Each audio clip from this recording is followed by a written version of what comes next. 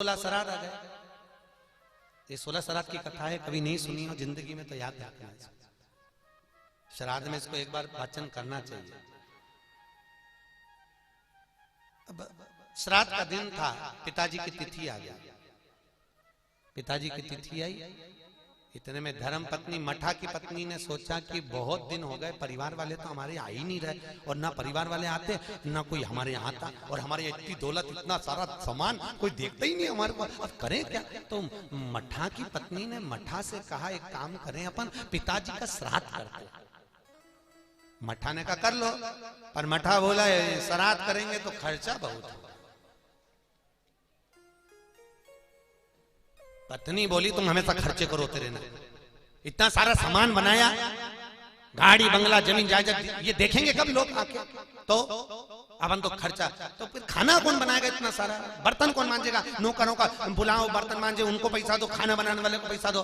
तो इतने में मठा की पत्नी बोली तुम काय को चिंता करते हो, देवरानी बनाएगी खाना, देवर मांजेगा बर्तन, काय को टेंशन।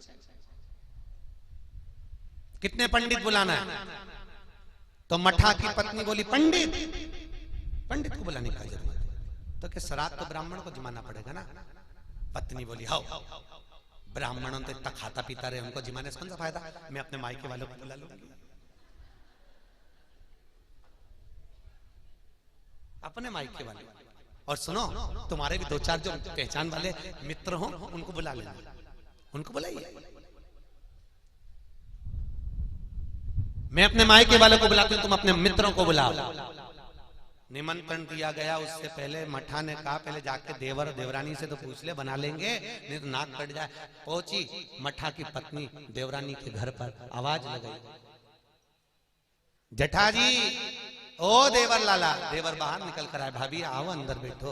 भाभी बोले मेरे पास टाइम नहीं अंदर आने का, सुनो पिताजी का श्राद्ध कर रही हूँ। अच्छी बात है, हम भी करेंगे, तो सुनो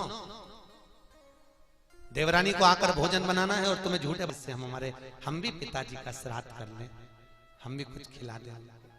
हाँ हाँ जरूर आओ। जेठानी ने अपने मायके वालों को बुला लिया, मित्रों को बुला लिया। मठा ने भोजन का क्रम प्रारंभ हुआ, देवरानी ने बनाया, देवर ने बर्तन मांजे, और दोपहर में 10:30 से 11:30 का टाइम था, और पितरों का आगमन हो गया। पितरों का समय 11:30 बजे था, पितरों का। पितर आकर जैसे पिताजी दरवाजे पर खड़े हुए, पितृ लोक से पितरों ने छोड़ा, आपके घर पर आप उतरिए और भोजन करिए। तो इतने में पिताजी ने सोचा मैं जठा के घर जाऊं कि मठा के घर जाऊं, मेरे दो बेटे और दोनों आज श्राद्ध कर रहे हैं, कितनी प्रसन्नता की बात है, मेरे दोनों बेटे श्राद्ध कर रहे हैं, कितनी प्रसन्नता का भाव है, कितनी प्रसन्नता का। सोचो मैं कहां जाऊं। और एक पृथ्वी के लोग कहते हैं एक जगह श्राद्ध हो रहा है तो दूसरी जगह मत करो, बड़ा भाई कर रहा है छोटा भाई मत करो। शास्त्र कहता है जायदाद का हिस्सा अगर बड़े ने लिया है तो छोटे ने भी लिया है, जितना माँ का दूध बड़े ने पिया है उतना छोटे ने भी पिया है, जितना धन बड़े ने लिया है उतना छोटे ने भी लिया है। तो श्राद्ध भी दोनों को ही करना चाहिए, दोनों। दान पुण्य का नंबर आ जाए तो बड़े को खड़ा कर, और लेने का नंबर आ जाए तो छोटा है रे ज्यादा दे दो। कठिन है, बहुत कठिन। पितरों ने सोचा, पिताजी सोचा मैं जाऊं तो जाऊं, पितर सोचना है पहले किसके यहाँ जाऊं। तो जो सबसे पहला घर होता है ना, बड़ा घर, पुराना घर, उन्हीं से आशा रहती है, पहले बड़े घर जाते हैं। पितर सबसे पहले जाएंगे बड़े घर, जो उन्होंने देखा हुआ है, जिनके जहां से वो गए हुए हैं, वो घर पे पहले पहुंचते हैं। तो क्या मठा क्या चाहिए, मठा के यहाँ पहुंचे। जैसे ही पितर मठा के यहाँ गए तो बहू के मायके वाले तो प्रेम से भोजन कर रहे थे, सब खाकर हाथ धो रहे थे। और पितर जाकर सोचे अब क्या करा जाए, हम तो झूठा नहीं खा सकते, और कोई ब्राह्मण भी नहीं आया कि जिसका भाग हो, कोई कुत्ते को भी भोजन नहीं दिया, किसी कौवे को भी नहीं दिया कि उनसे हम भाग ले लें। अरे नहीं, पितर वापिस चले गए। अब कहां जाए, तो क्या हम जठा के यहाँ चलते हैं। मठा के यहाँ तो कुछ नहीं मिला, जठा के यहाँ। जठा और जठा की पत्नी दोनों आए, पत्नी ने अंदर जाकर देखा कुछ भी नहीं था, बच्चे आकर आवाज लगाए, मम्मी भूख लग रही है। बेटा कुछ आज श्राद्ध है, थोड़ा भूखा रही है, भोग लगा दे। तो पति जठा से कहा, हमारे यहाँ कुछ है नहीं, क्या बनाएंगे?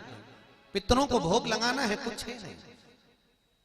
जटा कहता है अपने पड़ोसी अच्छे हैं, बहुत अच्छे हैं, कुछ तो वो दे देंगे।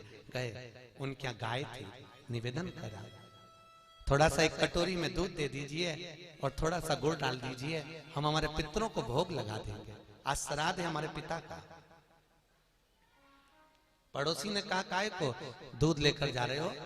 2 चम्मच घी गाय का डाल दिया, उसमें गुड़ डाल दिया, जठा को दे दिया, ये ले जाओ अपने पितरों को भोग लगाना।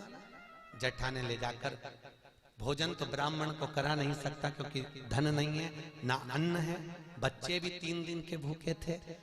कंडे को जलाकर, गोबरी को जलाकर, आंच बनाकर देहली के पास में उसने घी और गुड़ को छोड़ा। जैसे ही पितर आकर खड़े हुए, उनको सुगंध आ गई और कंडे की आहुति लेकर वो तुरंत उस दरवाजे से चले गए। जैसे ही गए, जाने पर नदी पर पहुंच गए। नदी पर पहुंचे क्यों? क्योंकि जठा की पत्नी ने पानी पिलाना भूल गई। आहुति तो दी पर जल नहीं छोड़ा, जल छोड़ना भूल गई, प्यास लगी पितरों को। भागे, नदी पर गए। जैसे ही नदी पर गए तो कौवा आ गया। पितरों के देवता आर्यमा आए और आर्यमा ने कहा, पितरों चलो तुम्हारा समय पूरा हो गया। इतने में तुरंत उसी समय पर पितर हाथ जोड़कर कहते हैं, आर्यमा स्वामी सुनिए, आपसे जिंदगी में कभी कुछ नहीं मांगा, मैं आपकी सेवा में लगा रहा पितृलोक में। मेरे पास झाड़ू की सेवा थी, मैंने झाड़ू खूब लगाई पितृलोक में, पर मैंने कभी कुछ नहीं मांगा। मेरा छोटा बेटा बड़ा दुखी है, उसके यहाँ बच्चे भूखे हैं, आप कुछ कृपा करिए, कुछ कृपा करो। आर्यमा स्वामी ने कहा, कुछ नहीं, आप चलिए, आप जैसे ही पृथ्वी पे से चलेंगे, आपके छोटे बेटे के यहाँ भंडार भरा जाएगा, और जिस बेटे ने अपने मायके वालों को, ससुराल वालों को खिलाया, जितना वो खाकर जाएंगे उतना ही टोटा उसके घर में पड़ जाएगा। जैसे ही पितर चले, माँ आवाज लगाई, बच्चों क्या बात है? बच्चे कह रहे, माँ भूख लगी है। इतने में माँ ने हंसी हंसी में कह दिया, काम करो, नीचे जो भगोनी रखी है, उस भगोनी के नीचे भोजन है, जाओ खा लो, कम से कम पीछा तो छूटे। उनको मालूम था उसके नीचे कुछ भी नहीं है। जैसे ही भगोनी हटाई, हटाते से उसके नीचे सोने की गिन्नियों का अंबार बढ़ गया महाराज। और जैसे ही अंबार बढ़ा, आज जठा धनपति हो गया महाराज। शास्त्र कहता है, अगर भगवान ने सामर्थ्यता दी है, भगवान ने धन दिया है, भगवान ने वैभव दिया है, तो वैभव के अनुसार, धन के अनुसार अपने पूर्वजों का श्राद्ध होना चाहिए। कई लोग कहते हैं हम सीधा दिया है, कई लोग कहते हैं हम मंदिर में दान दिया है। नहीं, आपके दरवाजे पर पितर आएंगे, मंदिर में नहीं आएंगे। पितर लोग आपकी चौखट पर आएंगे, उनको देना पड़ेगा, उनको दीजिए। बहुत आशा लेकर आते हैं पितर लोग से, पितर उनको दे। इतना आलसी जमाना हो गया।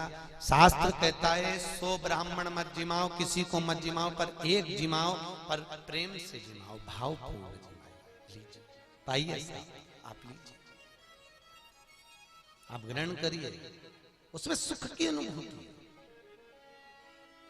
शास्त्र कहता है, पितरों की कन्या मेना धन्या कला, मेना की गोद में माता पार्वती खेल रही है। और पार्वती मैया का जब जन्म हुआ, देवऋषि नारद जी ने जाकर कहा, देवऋषि नारद भाग्य बता रहे हैं, इसको जो पति मिलेगा वो भस्मी दमाने वाला, जटाजूट बांधने वाला, मृगशाला पहनने वाला। इतने में मेनावती ने कहा, मैं अपनी बेटी का विवाह नहीं करूंगी। पार्वती जी कान से सुनती, उससे पहले पार्वती जी की बड़ी बहन गंगा जी ने सुन लिया कि शंकर जैसा पति मिले। तो गंगा ने सोचा, पार्वती बड़ी होगी तब शंकर को पति बनाएगी, उससे पहले मैं शंकर की पत्नी बनूंगी। गंगा हिमालय राज की बड़ी बेटी,